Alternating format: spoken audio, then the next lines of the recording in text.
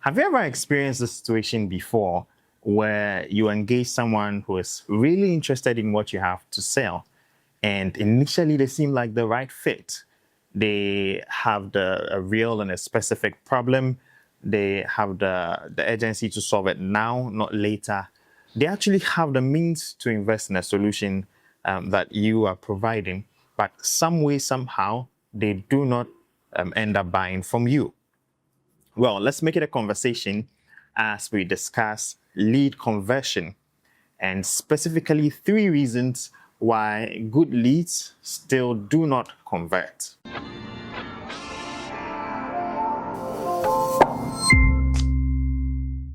Now, lead conversion is the fourth pillar of business growth as we've been studying. Now, all of the pillars of business growth are founded on one simple idea, which is the fact that for any business to thrive, demand must always exceed supply. Demand being how many people want what you have to offer, whereas supply being how much of it can you actually deliver. Now, the reason demand must always exceed supply is because many people must want what you have to offer for it to be valuable or stay valuable. If it's the other way around and you have so much value to give, but then nobody wants it, then it's not going to command any price. It's not going to become a business because nobody wants it. And so when we embrace this idea, it always begs the question, how then can I create demand or grow demand for my business?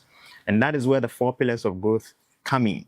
First pillar being offer quality, which simply talks about your offer or your promise of a transformation being clear enough and speaking directly to one specific person.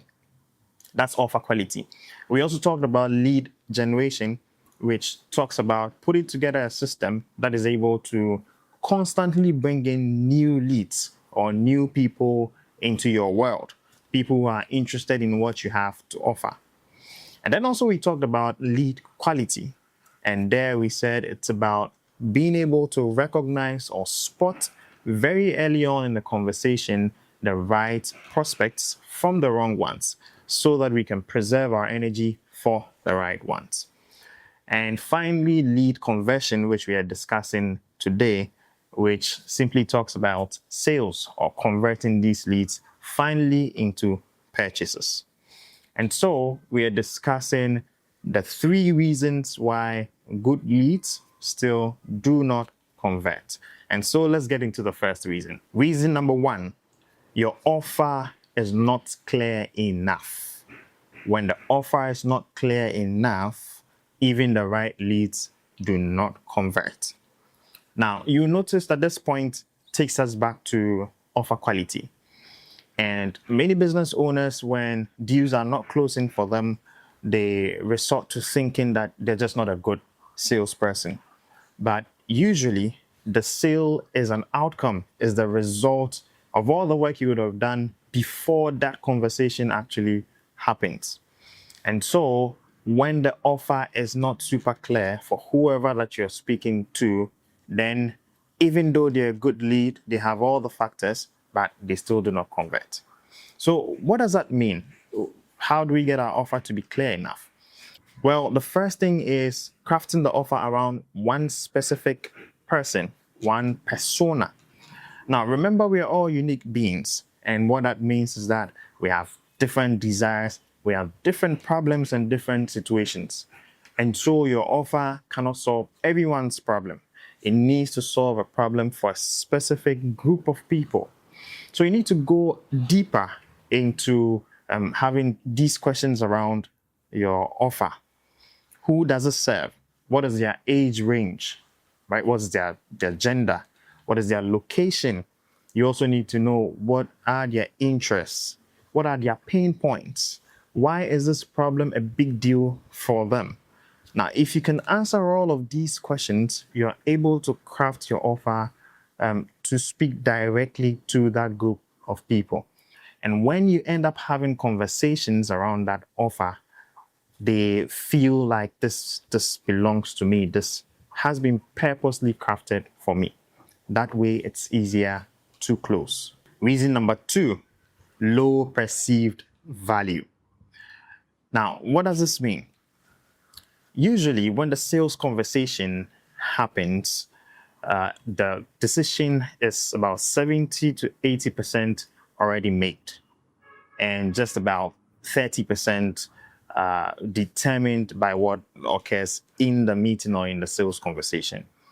Now, the reason I say that is the right lead who has all the factors we've talked about, specific problem, urgency to solve it, the means or the budget to invest in a solution, is serious.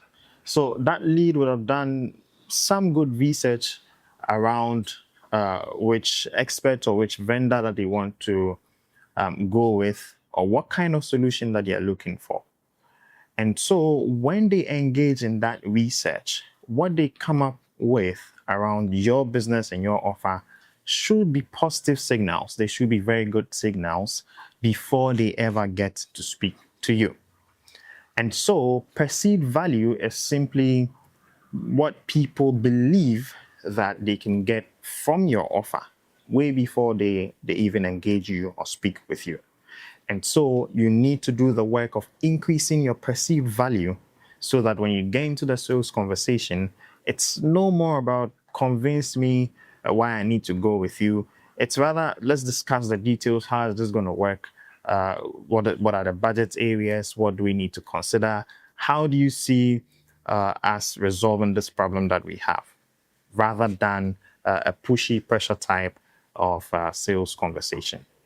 And so when your perceived value is low, then even good leads still do not convert. Now, this third reason might be the most important one, and it's when you're selling rather than advising. When you're selling rather than advising. What does this mean?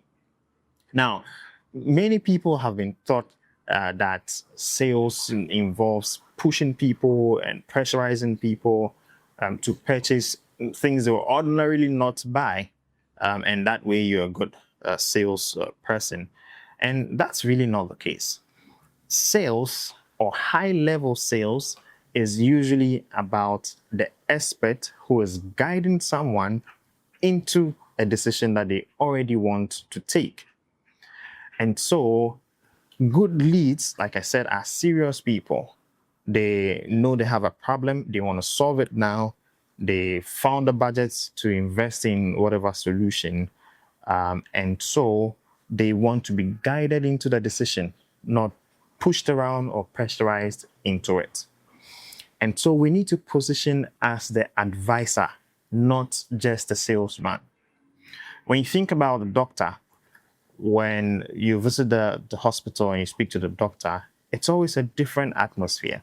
It's about understanding what is causing you that pain or illness. So they ask a lot of questions just to drill it down. And once they have gathered all the data from you, then they're able to guide you to say, okay, based on everything that you've described, I believe that this is the illness that you might be having. We are still going to confirm it. We'll do a couple of tests here and there just to ensure that is really the case. And then I'll give you some pills to solve it. That is very different positioning. That is a trusted advisor, not a salesperson. If you go to a doctor and the atmosphere is really trying to push you into buying a certain medication, you usually feel very awkward. And so in business or in sales, we need to always have this positioning. You are the expert. You need to position yourself to advise. And once you keep advising the prospect, then it's easier for them to make a decision. They start to feel like you have their best interest at heart and not just trying to push your offer to them. So to wrap up, the 3 reasons that we've described concerning why good leads still do not convert are: 1, your offer is not clear enough; 2, your perceived value is low; and the third one is that you're selling rather than advising. One thing you will notice is that all of these three reasons are involved in things that happen before the sales conversation itself. And so the actual sales skill is just about 20 to 30%, and a lot more investment into the pillars of growth that makes sales easier.